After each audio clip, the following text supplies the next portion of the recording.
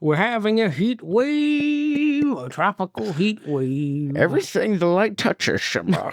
I can't do it. Watch him. That turned into Sean Connery real quick. It's really hard. You gotta like bring the jowls. Yeah, you really gotta.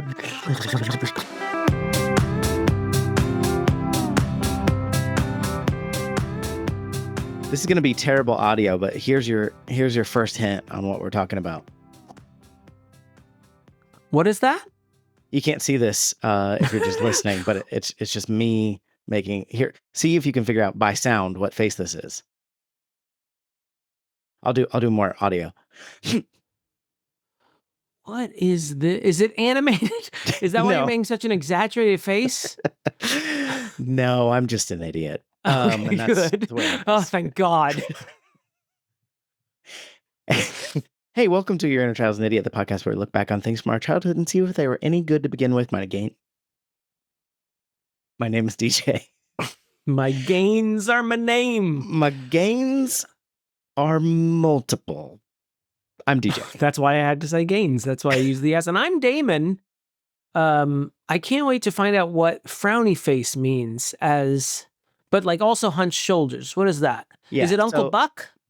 No, but you're not too far off. So I can't remember if that's a Christmas movie or just family, type of movie. I mean, we're recording this in the beginning of November, just so everyone knows how unwell we are. But we're in a great mood.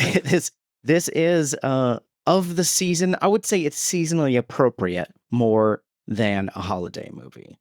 Okay, so that's your first seasonally hint. Appropriate more than a holiday movie. Is it a Hanukkah movie? No, there is Christmas. I don't know if you would call this. I'm going to say it's enough of a Christmas movie that we're going to. Is it one of those Christmas adjacent movies, the Die Hards, your Moonstrucks? Yeah. It stars the original Odd Couple, Walter Matthau and Jack Lemmon. Yeah. Oh, literally. Oh! And don't forget the face. The grumpies, the grumpiest of men, not grumpiest or even grumpier. No, just standard issue, original recipe. Yeah. Factory default, grumpy old men. Grumpy old men, 1993. Jack Lemmon, Walter Matthau, Burgess Meredith, Kevin Pollak, and Margaret. She's the one that sends them. She's the dame that sends their old hearts a racing. Turns them from grumpy to horny old men. This is one of many, and obviously there was a sequel, Grumpier Old Men. This is one of a handful of movies that Jack Lemmon starred in that some reason had like some sort of like he had like some renaissance in the 90s. He had a late career renaissance. He did. Thank you, Glenn Ross. Yeah, and then there was also which I guess Glenn Ross was not one of my favorites as a kid, if you can believe Kids love that. Always be closing. Kids were always saying to me. Listen, graham crackers coffees for winners. They would. Your crackers. Your bit was good too. Sorry, I stepped all over it. Okay, yeah. Okay, so you were saying something about My Fellow Americans or something. My Fellow Americans was the other one that he was in, which I think was not nearly as big of a movie as this one, but I saw it probably just as many times for some reason. It's about presidents. We don't need to talk about it. So in this movie, we've talked about it at great length many times. I don't remember exactly the premise. There are two old men. They have like a very contentious. It's kind of a friendship, but like in a like mean way. Like they talk to each other an awful lot. Yeah, I would say they're frenemies, kind of. I think. And then there's a new lady moves to town and just. Sexy, somewhat age-appropriate lady, although I'd like to check the numbers on Anne Margaret versus Walter Matthau. Yeah, I don't know. I mean, they were pretty old at this time, but how old were they playing versus how old they were? How old was she versus... I would have to say that Walter Matthau in this movie is in his 70s, right? It gotta be, I would think, or at least late 60s. Yeah, and Jack Bad News Bears. Yeah, they're kind of the... Taking of Pelham 1, 2, 3. Are they the same, like... They're the same age range, I would say. But Walter Matthau just looks like a catfish. So he looks... Yeah, he looks like he's... The gravity is not kind to Walter Matthau. Although he is one of the great caricatures. It's always fun to draw Walter Matthau. A lot of lines, a lot of that You're very accurate. Now that I know what you're doing, your impression was great. Now that you've told me what the impression was, I can appreciate it more. That's why when I do my stand-up, I always say, this is Walter Matthau and Grumpy Old Men. And then I turn around to get my face right. I like that and then trick, And then I turn back around and then I go, and I just and then we all laugh. Kind of give a pouty face. Did you watch this growing up? I saw this hundreds of times for some reason. I remember this was a Harry rental. Okay. Harry, your father. Harry, my father, yes. He loved it, and I remember we watched it as a family, and I remember my dad had a habit when he was younger, and by younger, I mean probably around my age, where if something like a little ribald or a little sexy, like a sexy little joke happens, he would get overstimulated, one might say, and he'd be like, "Oh!" and then he'd like run walk out of the room, going, "Hoo-hoo-hoo!" and then he would go and get himself a drink or a snack. It's very oddly, in retrospect, charming. And then I was like, "The movie's still fucking on. Where are you going?" Do you think he was just using that opportunity to like make an exit, and like he was going to get the snack, or go to the bathroom? 2 minutes later. I know, like I don't mean like forever. I just mean like he wanted to get the snack, he wanted to go to the bathroom or whatever, and he just looked for a moment. And he was like, "Now's my time. If I have this little moment coming up." Yeah, I think he or was he embarrassed? Maybe it was a secret embarrassment, and he used it as a way to get out, pull himself together, return back in the room. Yeah. Usually with Harry, a Sprite. Harry, compose yourself. Okay, pull it together. I remember 2 things from this movie. One thing that I still remember to this day, which is you can wish in one hand and shit in the other and see which one gets filled up first, which is a line that Burgess Meredith has. Burgess Meredith is Jack Lemmon's father, even more old father, I believe. Yeah. And I think he sort of steals the movie, if I remember. He was my favorite when I was a kid. I also remember lunch, bacon for dinner. I usually drink my dinner or something like that. Deranged. And I also remember a delicious subversion of expectations during the opening credits, where you see it's snow everywhere. Everything is blanketed in snow, and they're playing Heat Wave. The entire opening credits are like a heat wave. They live in Minnesota. Because they live in Minnesota. Yeah. There's ice fishing also in this movie. Yes, there's an ice fishing component. I remember that was a phrase my grandma used. So I remember when they ice fishing component. No, want in one hand and shit in the other, and see which one fills up first. But she would say want in one hand, and I think I didn't understand what she meant. But she would still say shit. I can't remember if she said shit or piss. It was one or the other. Mm-hmm. And then he says it in this movie, and he says, I think, wish in one hand, or something. He says something much clearer than what my grandma said. And I was like, oh, now I understand the whole metaphor. Your empty wants and needs and wishes are worth shit. The verb want. They don't mean nothing. They're ethereal. Mm-hmm.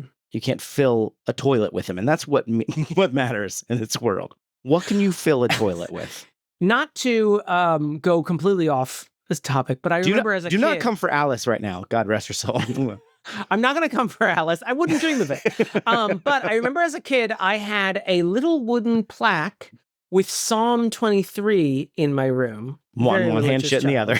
Which, of course, opens with wish, wanton. But anyway. Love Jesus. In it, Psalms are Old Testament.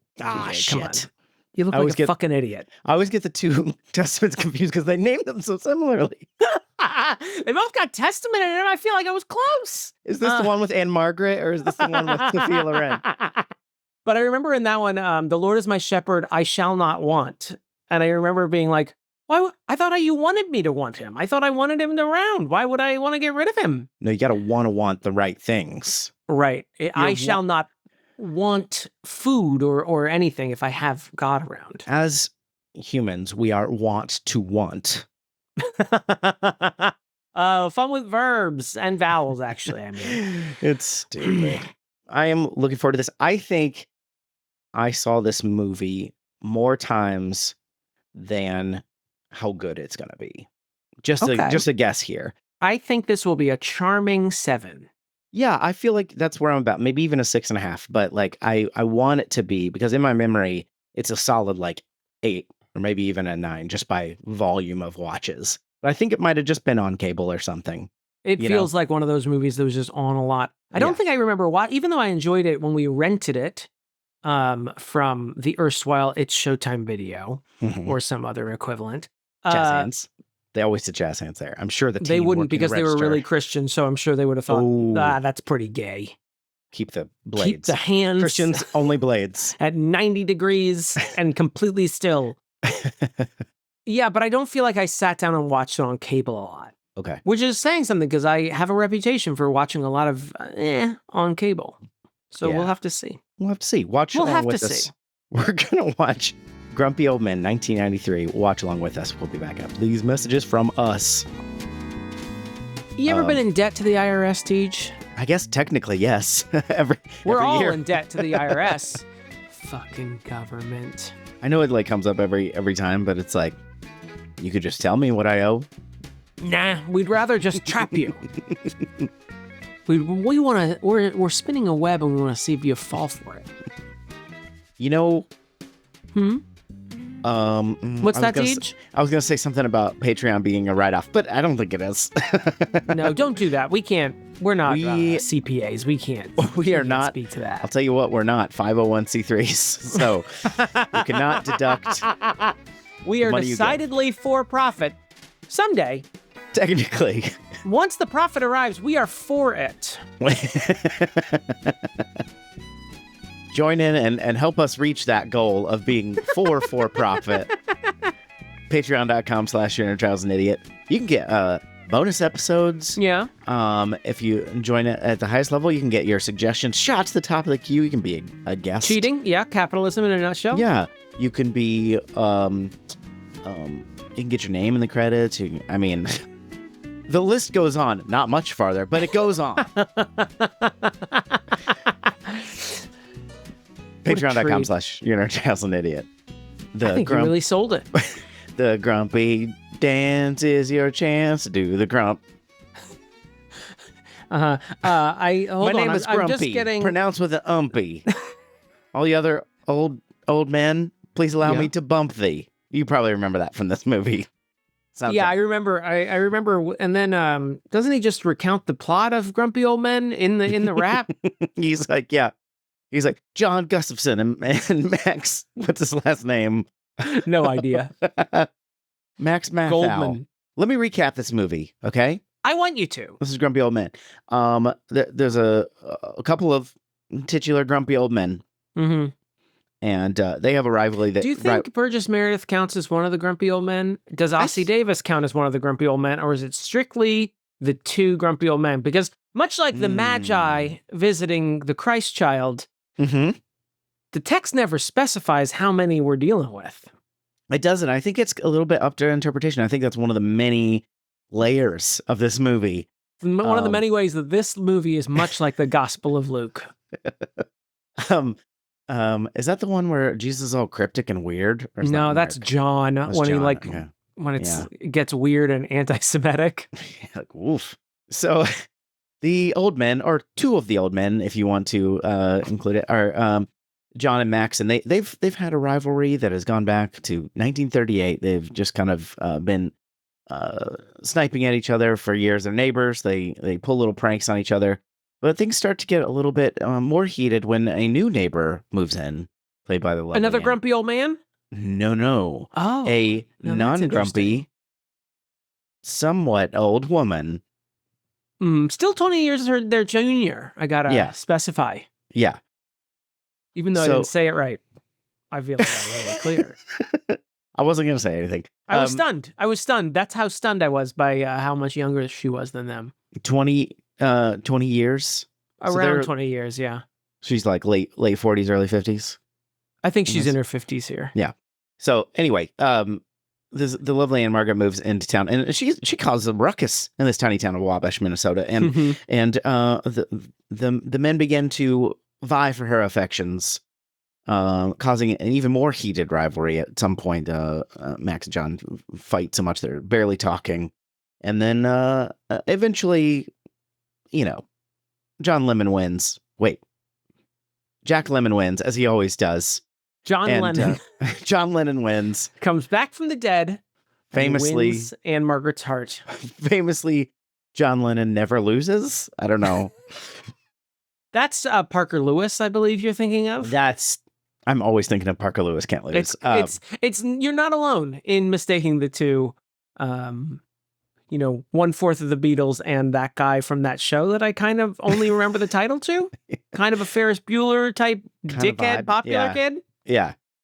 So anyway, John and Max. Ariel get married at the end. Mm-hmm. And then also John and Max's kids also kind of get together. Kevin Pollak and Max, Daryl Hannah. Max pays for John's yes, Max IRS debts. pays off his IRS debt. Which all in that last scene, just all summation. Kind of wrapped it up. Got it. Done.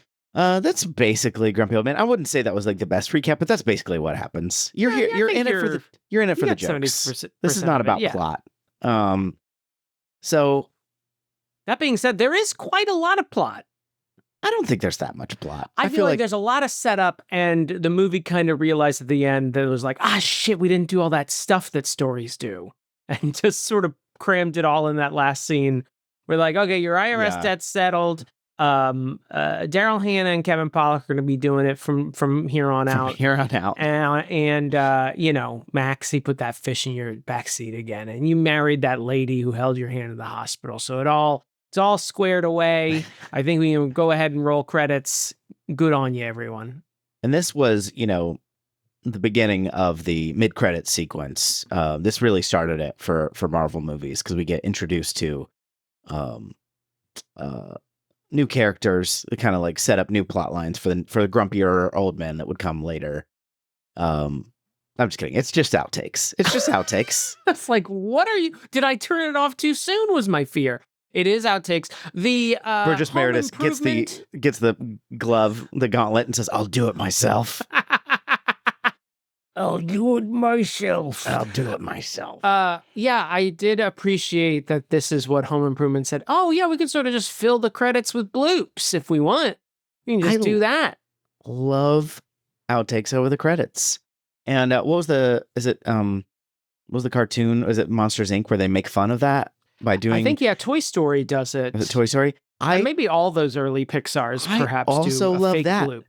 I also making fun of them using outtakes. I just think it's great. I don't know why outtakes are funny. See, in an animated movie, you just have to animate that much more. It's pointless to film the outtakes, Pointless. That's what makes it even funnier.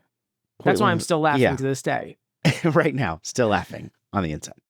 I love a good credit. I know we're like jumping to literally the end of the movie, but that is...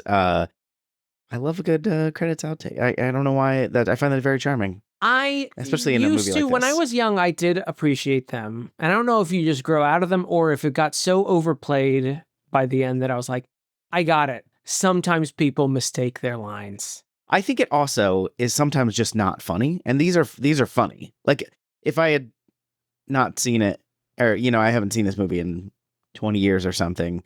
So it was like kind of funny. It's not like amazing. But at the same time, if there are movies where the people making the mistakes or making the improv jokes are not funny, then of course the credit sequences or the outtake sequence doesn't really do anything. I mean, Walter Matthau is a funny person, so him saying if I knew there would be a nude scene, I've asked for another million. That's funny. There's a cooking show I watch where they sometimes insist on showing the outtakes, and it's just the guy stumbling over his words, and he doesn't say anything particularly funny. He doesn't get mad. He's just like, and then they cut, boop, and then they cut again. I'm like, you don't have to include this. This is just him stumbling over his words. I co-host a podcast where I stumble over my words all the time, and I just don't stop talking. I just keep going.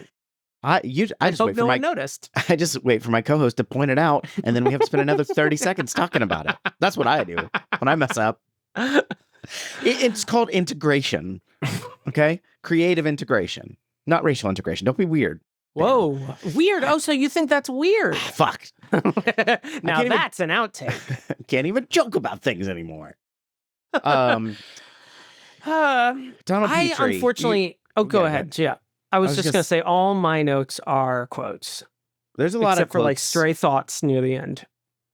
We got a lot of Petrie. We call our podcast the Petrie dish because we cover so many. We cover Richie Rich. Yep. Okay, we haven't actually. I'm not sure if we've done anything else. We've done Richie Rich. That's solely. We haven't done Mystic Pizza. Nope, haven't done that, and I will walk off the show if we have to. I mean, no. I mean, I what am I doing? I have to get up and then I walk off. I still have to get my microphone and stuff. I have to close my laptop. I can't just leave. I can't storm off like fucking Christian Bale. We're doing this over the Zoomies. Oh, good for you. Oh, good. What a nice man. Okay. Well, we haven't seen. Oh, the only other one we've actually watched for this podcast is Richie Rich, but there's been a bunch of others. 90s favorites. Oh, I guess How to Lose a 10 Guy was also not in the 90s, but it feels like it was in the 90s. It feels like it was 90 years ago. Yeah. It's been 84 years. There's something about this, like, this feels very early 90s comedy. You know what I mean? Like, it's got that vibe. There's like lilting orchestral music. Alan Silvestri does the music in this. The whole thing is like straight up stolen from a whole new world. From Aladdin. Like it's Tyler made that observation as well, where he was like, that sounds like a whole new world. I never noticed it, but then I was reading some trivia and it was like it referenced it, but luckily I was reading it while I was still watching the movie. It was like it references, and I was like, this is not a reference. A reference is like you might include a little bit of the melody just for, like as a moment, but this is like straight up he riffs on a whole new world like every time there's like that the romance of also, John I mean, Ariel. First off, you're riffing on a movie that's coming out, the same year as this? Yeah. And you're riffing, in what way is this like Aladdin? That people fell in love? Like, there's no reference to Aladdin. There's nothing. What are you talking about? You're referencing it. I guess, in a way, Abu is like, the musky. Walter Matthau? Yeah, kind of. They're both hirsute, perhaps.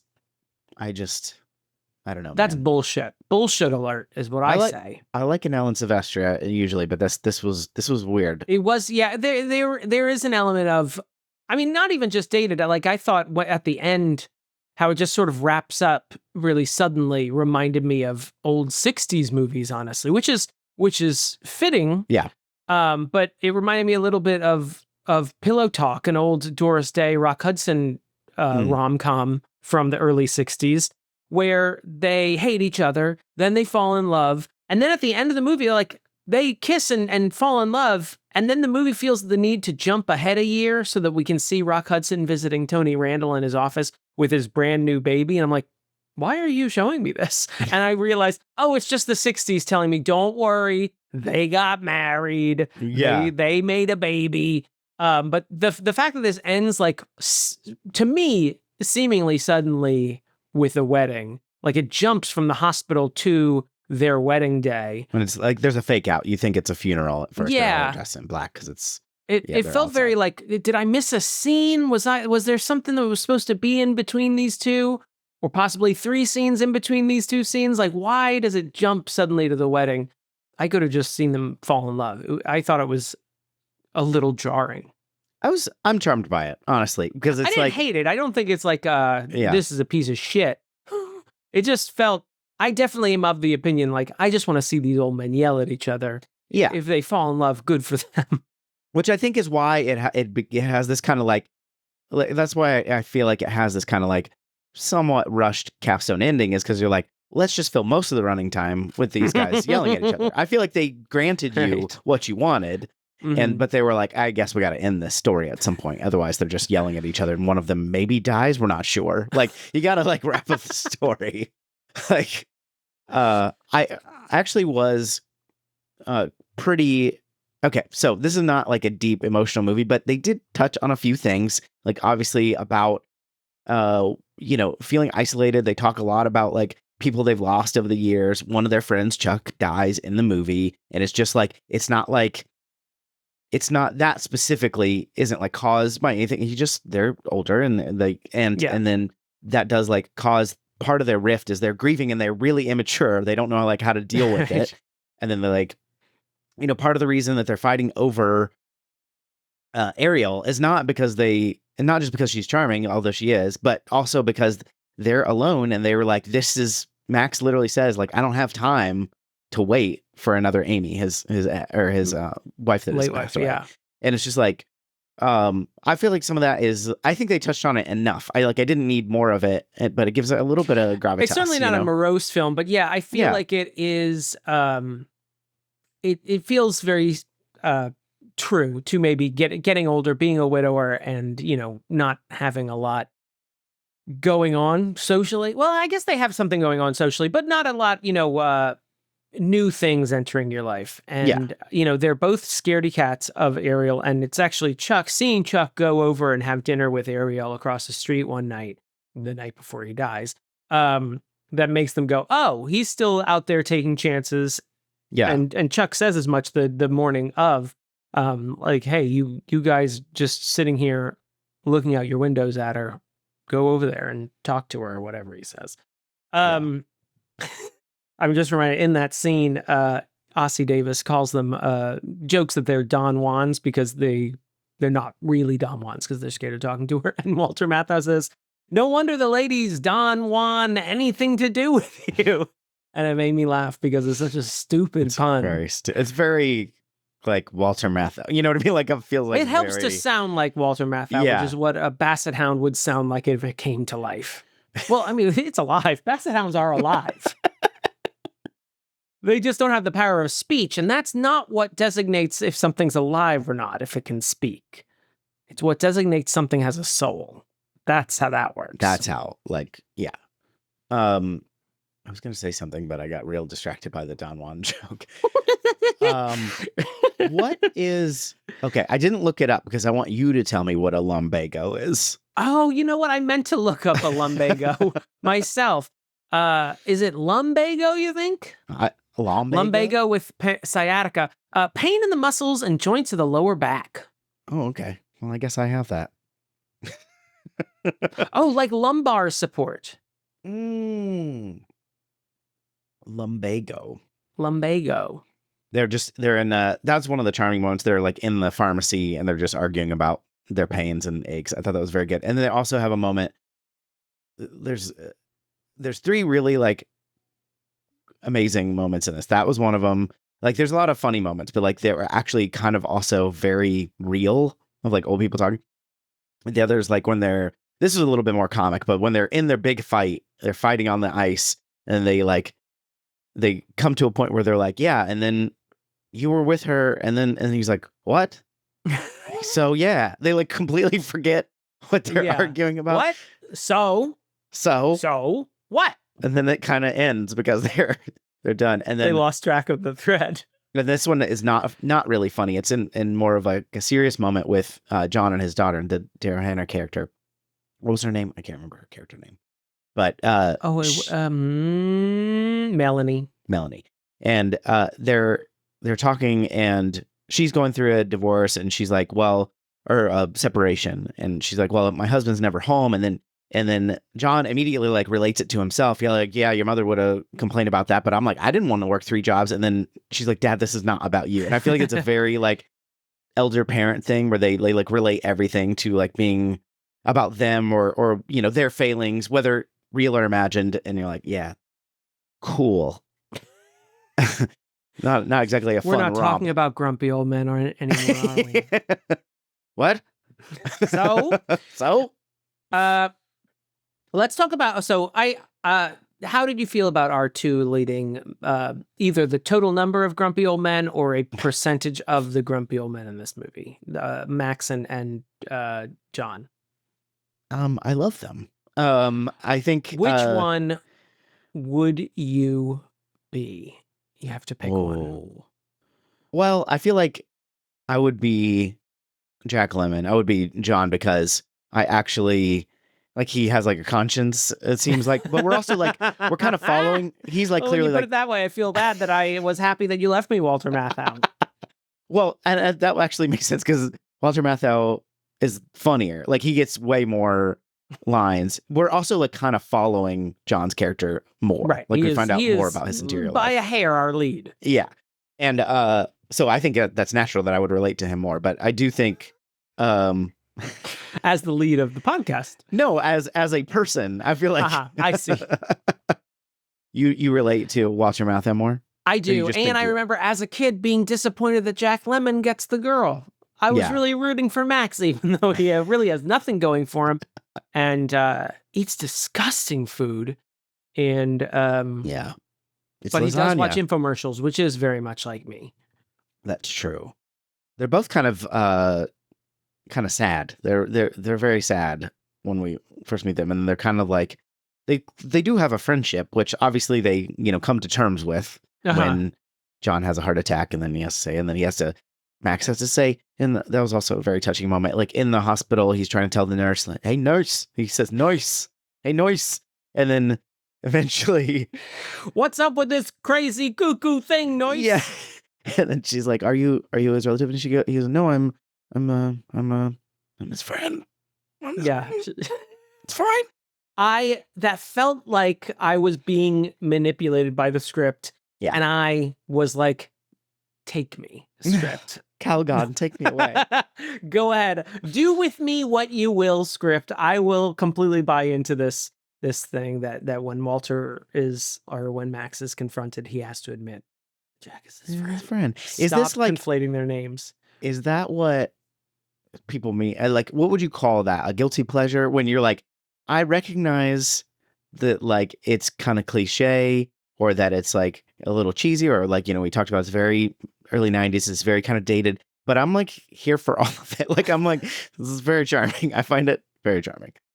Yeah, I don't know if I would count it as a guilty pleasure, but yeah, I sometimes, I can see the seams of a movie and I'm like, I'm fine with this because I'm having so much fun.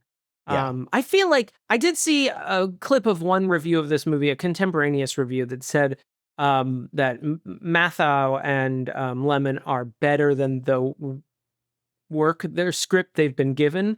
Yeah. And I kind of would agree with that. Like, this is coasting on their decades-long friendship, the actors' decades-long friendship, and just that they are able to sort of bring a lot of this to life. Because a lot of this is just them, like, yelling at or sort of sniping at each other. Yeah. Morning, dickhead. Or just, Walter Matthau saying putz under his breath. It gets a giggle out of me. Yeah. So I think it does get by on a lot of charm from the both of them. Even though it is sort of a paint by numbers rom-com. I will say though, what I do appreciate about it is there is a specificity to this movie that I really enjoy, and something that I feel I am lacking in a lot of movies these days. I love that it's, here we go. First off, we have a lot, just the age of the main characters themselves in their 50s and 70s, and the specificity of, the ice fishing, Minnesota, Wabasha itself as a place just feels so. It's not just that they're old men and they're complaining about their ailments, but they also have these specific hobbies that have their own culture around them. It's so fun because it's so outside of my purview that it feels like you're visiting a world that, you don't see in movies all the time. And the fact that it's not set in LA or New York is a godsend. Thank you. You're not center of the universe, okay? Yeah, wow. Us flyover states, we fall in love too. Was there like a geriatressance in the 90s? Because we had the Golden Girls and the 80s too. We had the Golden Girls, we had the Grumpy Old Men franchise because this had a sequel. Universe, yes. We had and of course the manga of Grumpy Old Men that they released only in Japan. Right. Well, and then of course Slimer has a spinoff. We had in the movie Slimer is their enemy, but in the cartoon Grumpy Old Men, he is their friend. It's just like the muskie.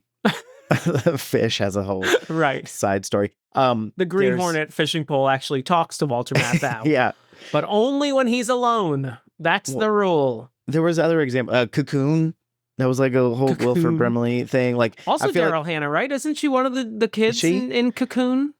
I think that's like I think that's charming because it's like obviously those were all the things that I just named were immensely popular too. Mhm. And not just with old people. Like, Don't forget On Golden Pond. yeah, we got I think something happened where it's not like there's never any main characters that are older now, but I feel like that happened for a while in more like mainstream things, and it's not. Can I put on my old grumpy old man hat real quick? Yeah. Even though I was just complaining about how movies don't have any specificity these days, I would say that they made movies for different audiences in the past. Yeah. And there was, a contingent of older people that would go to the fucking movies. And yeah.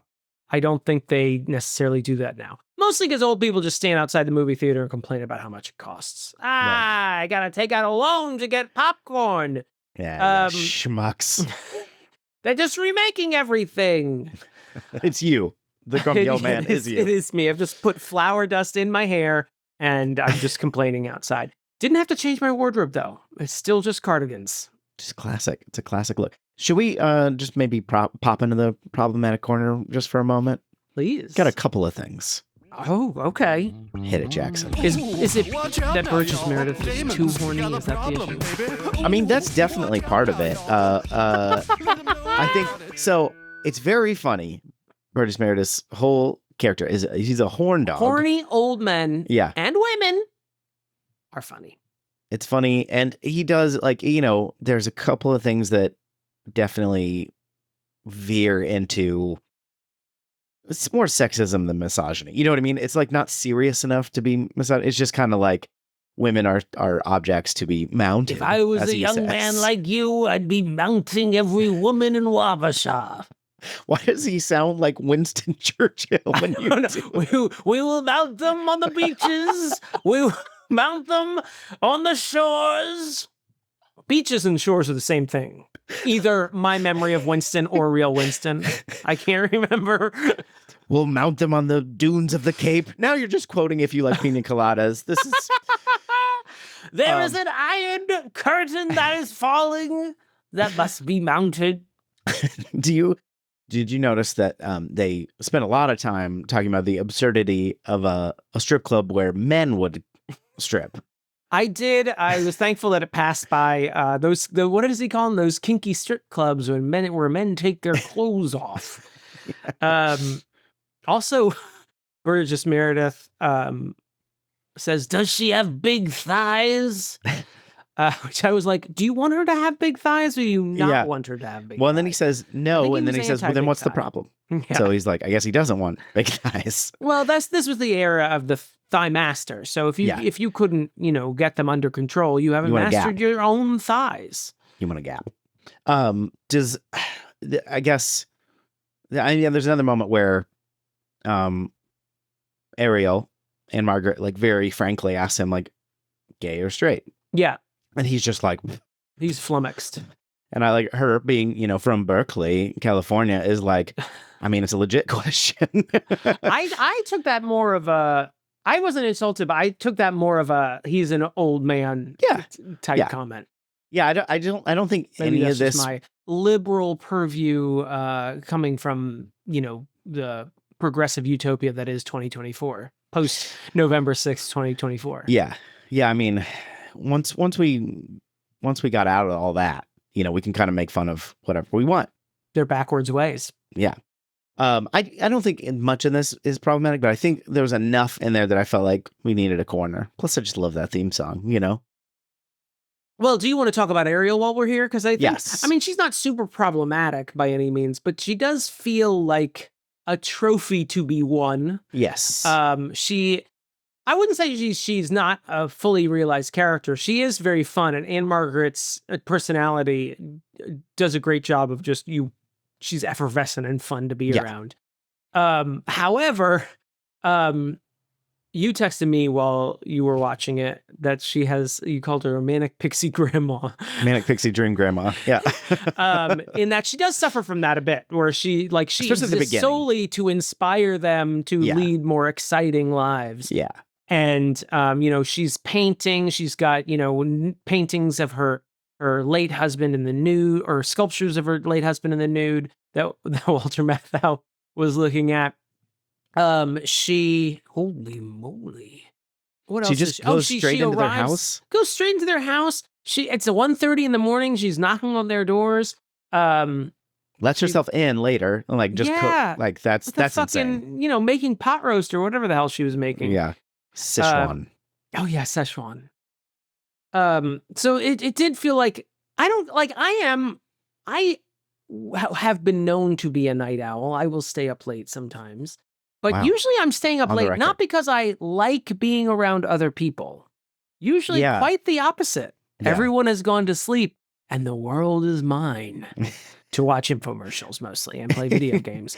The world is mine to scroll on my phone endlessly and dread getting up the next day.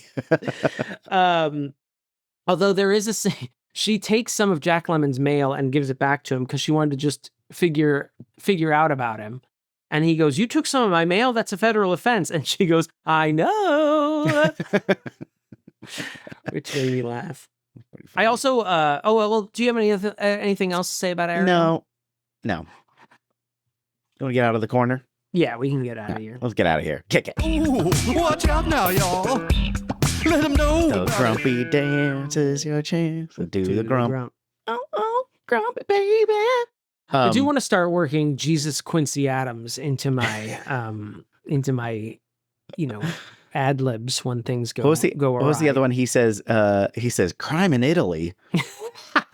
I've heard like crime in Italy before. Like I've heard crime in any. Crime in any, yeah. It's crime in Italy. Criminy, or and I've just never heard it like very clearly. Crime in Italy. I really like that, and I looked it up, and I was like, oh, that's just it's a thing.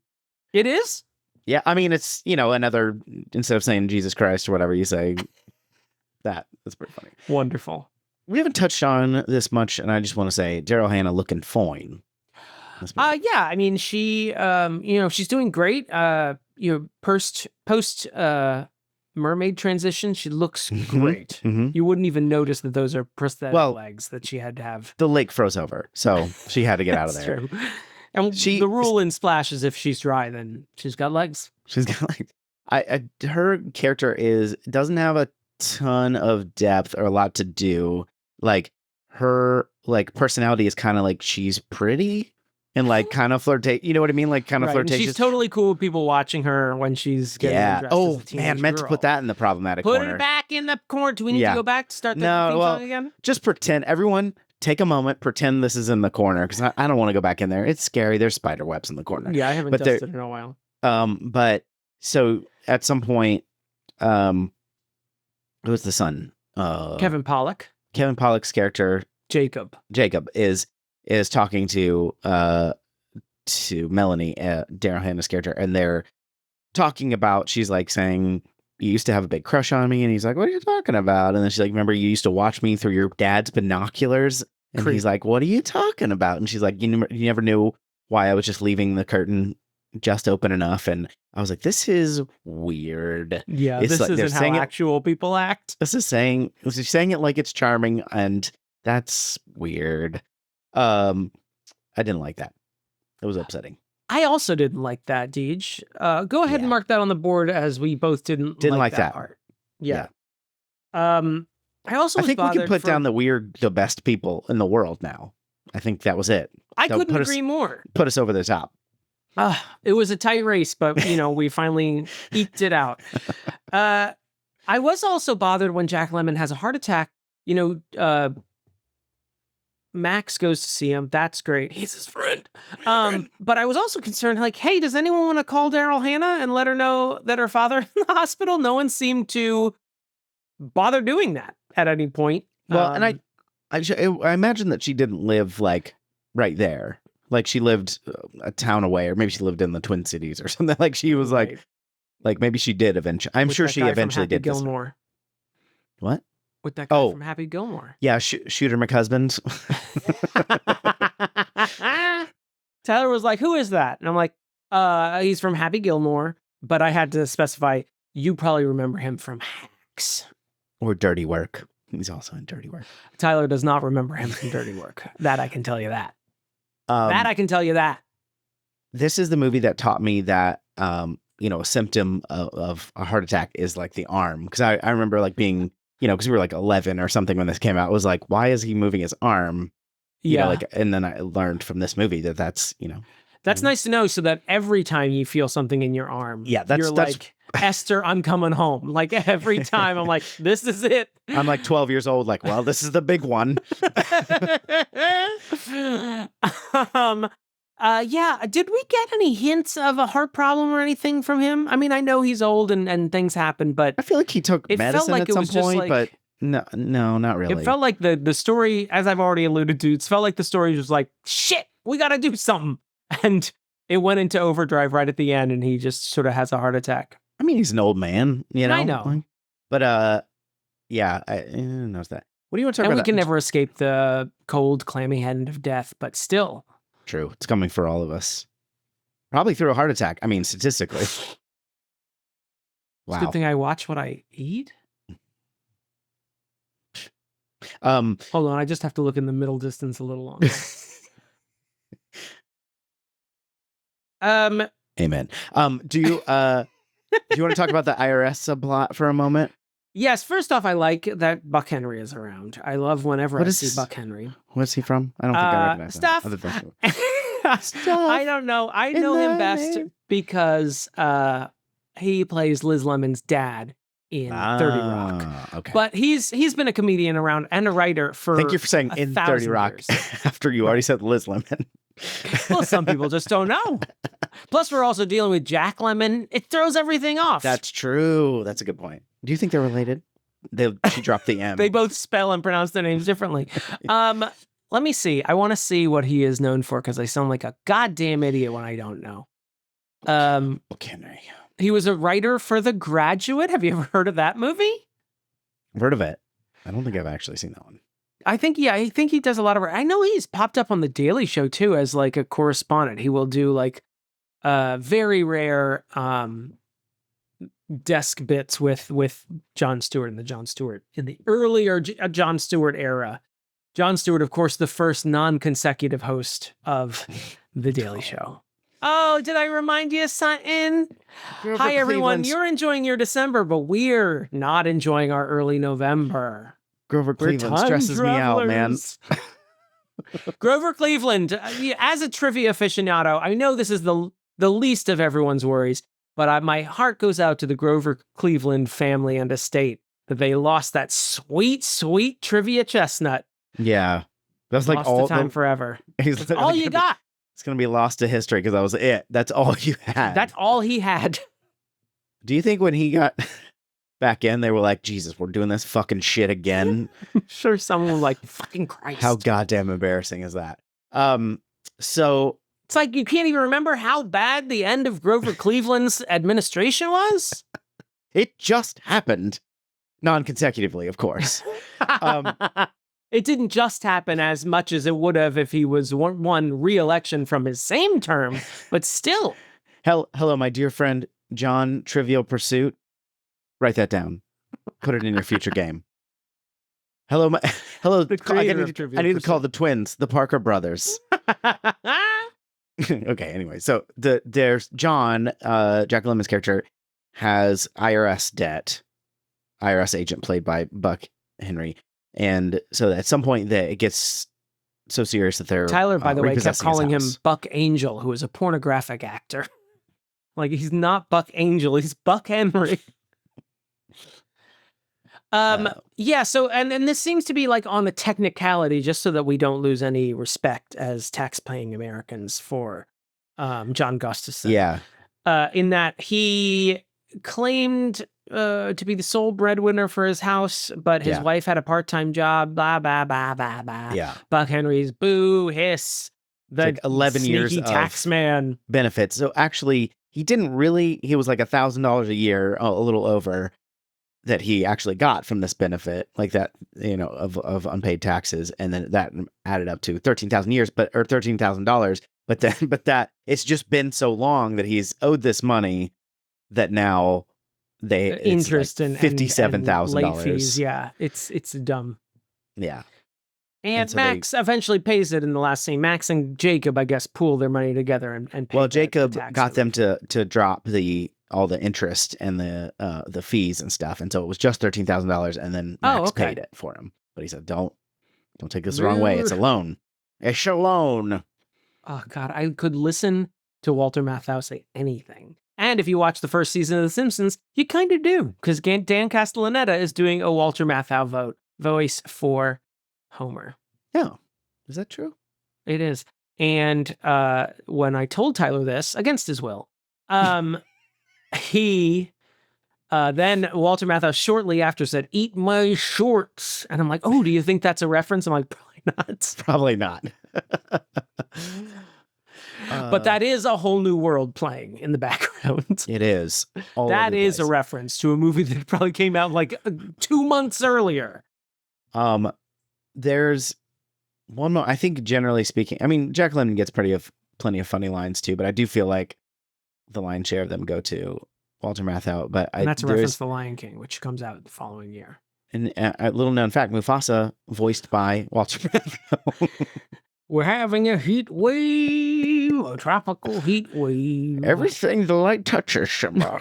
I can't do it, Walter Matthau. That turned into Sean Connery real quick. It's really hard. You got to like bring the jowls. Yeah, you really got to you do have to just don't only open your lower jaw. Do not open the top of your head. Just the morning, dickhead. My version is FDR. The only thing to fear is fear itself.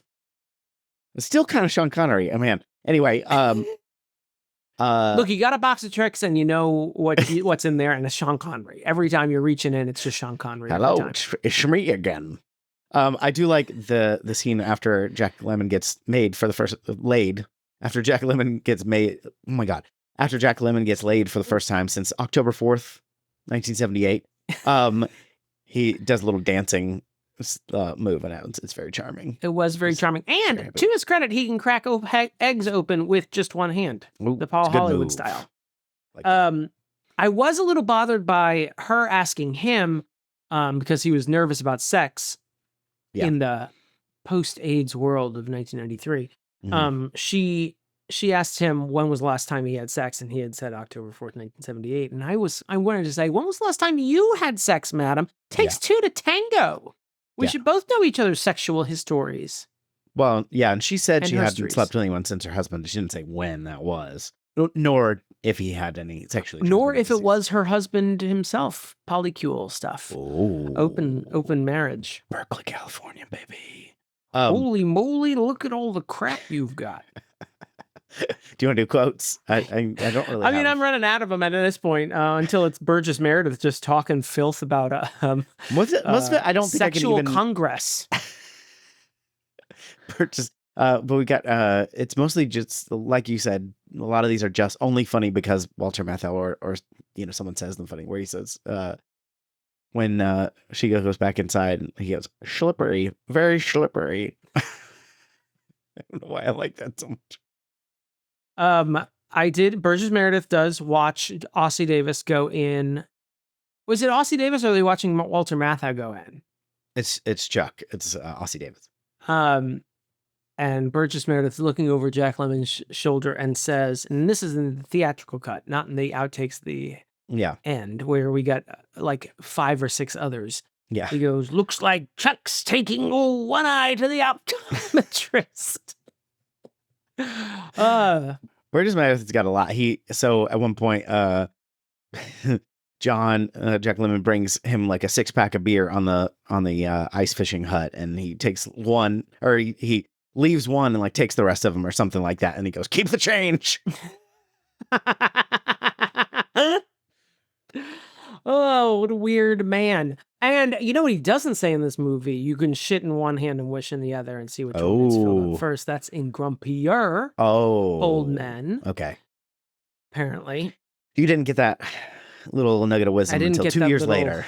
Soothing bit of philosophy. Does he die in Grumpier Old Men? Does Burgess Meredith die? Okay. Yes. What's that? She's available and hot to trot. I just like saying hot to trot. Such an old man thing. I don't have any of that. That exhausts all my quotes, but you can keep going if you like. Lauren, also, this squashed in this. Are you being compressed? You can bring your camera down a little bit. Is that what it is? I don't know what it is. Hot to trot. Remember this from the intro? Oh yeah, you're flawless, grumpy old men. Lauren, this is a Lauren quote. She said, "How did they make this cable appropriate? This is dirty." Just the movie in general. I like that. Fun fact, this is not a quote, but a fun fact, apparently the interior scenes were filmed in Paisley Park, aka Prince's studio. Oh really? Yeah, or at That's least pretty some of them. cool. And he chased Walter Matthau around in his neighborhood by a car while Walter Matthau was just running from him. Do you know that? No. No, that was Sinead O'Connor. I'm just kidding. Oh yeah. I did know We that still having fun. I did know that I think he brought both Jack Lemmon and Walter Matthau in and then like beat them with a pillowcase full of batteries. I don't know. We honor Prince today. That's why I'm wearing this lavender, muted lavender, but still.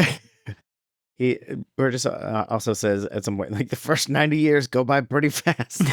And then he Jack goes, yeah. And he's like, what? And he's like, you said the first 90 years go by pretty fast. He's like, they do? How do you know? You're so young. It's like, you just said that. Must be fun to be old, I imagine, based on this and only this movie. Yeah.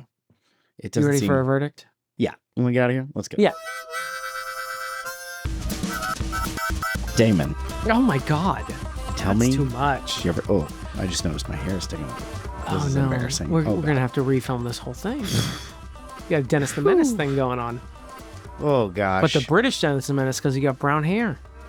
Embarrassingly unstylish middle-aged men. It's the name of this podcast. I thought all the kids were wearing cardigans. DH, I enjoyed this movie. It's funny. All the actors are charming in it. It has its flaws as a plot. I mean, it doesn't feel. It could have used a few more minutes in the oven, but I mean, it's just sort of fun to hang out with these characters. The specificity of this movie I really liked and enjoyed, and it's infectious. It's one of those movies that just wins you over on naught but charm.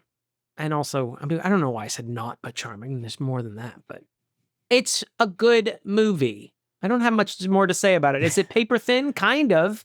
Yeah. But it is enjoyable and I like it. Got any nominees? Oh, right. Those fuckers. I mean, I'm going to have to give Catherine O'Hara, we've been quoting him the entire time and trying to do his voice, varying back and forth between other character actors, but it has to be Walter Matthau. What about Burgess, though? Yeah. I might give it to him if we ever watch Grumpier Old Men, but I'm going to give it to Walter Matthau in this one. I'm with you on that. Do you have a single scene, a Sally Fields Memorial Single Scene Award? We got, I think for me it might be the, I was just thinking the fight on the ice, but I don't know. It's only funny at the end because they're mostly fighting. It could just be, maybe we should give that to Burgess Meredith for his taking a one eye to the optometrist. I mean, that is a good line. I don't know if it's that great of a scene, though. I'm trying to think, though, because I don't have... Do you want to give it to the pharmacy scene? Yeah, sure. Let's do it. Well, as far as your verdict goes, Damon... Yeah. I couldn't disagree less. I couldn't disagree. It is... Yeah, got it. Your Child's Not an Idiot. This movie's great. I think...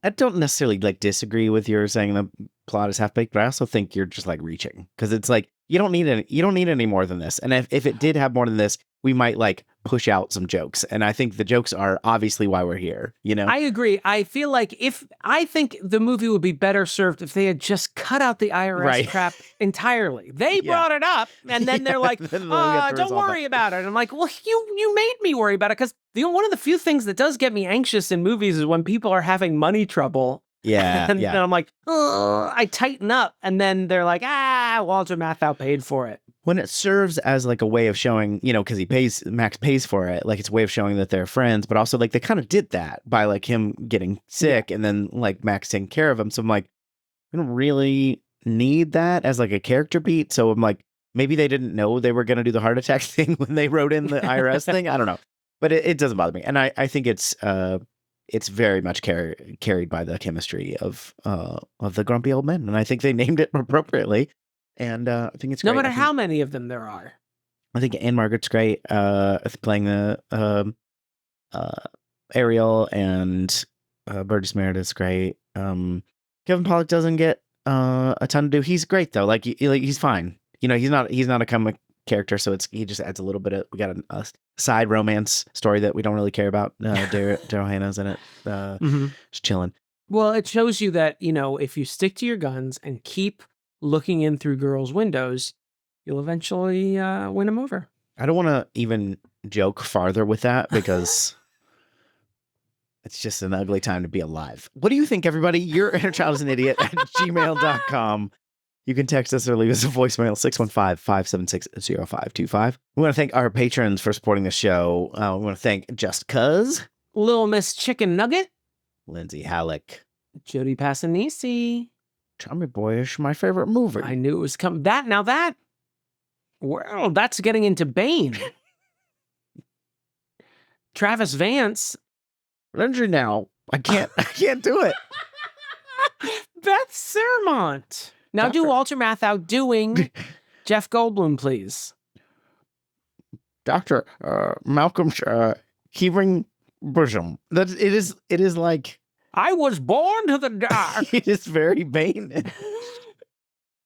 Where are we? Oh, Larissa Maestro. David Mort. I'm just leaning into it now. Fucking Christ. Particle Man. The supreme ruler of this darkness. Sorry, podcast. Actually, this is a good Walter Matthau one. Shit on the cartouche. Yeah, you're the master of it. Fucking Rich Little over here. At the Tuggle. Bill Haynes. Caroline Amberson. Oh, here's another good Walter Matthau one. Hizoner the mayor. Jeremy Powlen, you putz. T. Smith. Karen Kurd. Oh, wait, where did I go? You skipped Karen, but it's okay. You can just do this one. We got Jeremy, though? Yeah. And I just said T. Smith. Mm-hmm. So I have to say, oh no, Damon's Australian accent. The hands of fate. Jackson has an unhealthy obsession with Damon. The Zesty. Zachary Hartley. The Elusive and Gromkin. Jonathan Day. I don't even know what I'm doing anymore. Josh Frigo. And Captain Jean-Luc Picard. Thank you all very much, and sorry to everyone. If you want to support I think that was our best name reading that we've ever done. If you want to support like them, but also the worst in another more specific way. Did you have anything you wanted to say? Stop interrupting the part where they can go to patreon.com/YourInnerChild'sAnIdiot and support us. It's monthly now. You don't even have to pay per episode. It's monthly. And who's complaining about that? Not me. Not everyone that had to switch to monthly on Patreon. No, sir. A whole new world. I remember when they're Ariel and John Gustafson are flying around and they knock the nose off the Sphinx. And then they're like, Kitty, take off your clothes. Oh, Jesus Christ. No, that's... Sorry. That's just from... Sorry, that was Walter Matthau being a creep. Goodbye. Bye, everyone.